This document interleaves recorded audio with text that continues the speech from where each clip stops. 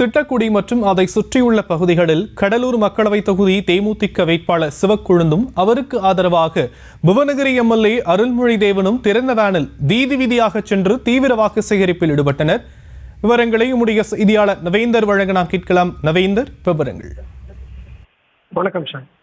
கடலூர் மாவட்டம் திட்டக்குடி மற்றும் அதை சுற்றியுள்ள பகுதிகளில் கடலூர் பாராளுமன்ற தேமுதிக கட்சி வேட்பாளர் சிவக்கொழுந்து முரசு சின்னத்தில் வாக்கு சேகரிப்பில் ஈடுபட்டு வருகிறார்.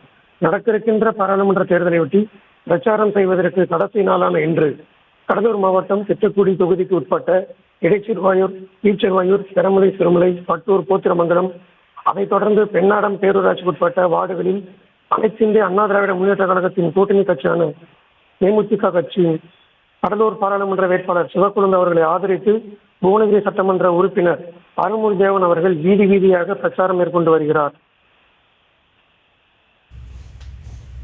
விவரங்களுக்கு நன்றி நவேந்தர். செய்திகளை உடனுக்குடனும் துல்லியமாகவும் தெரிந்து கொள்ள சப்ஸ்கிரைப் பண்ணுங்க.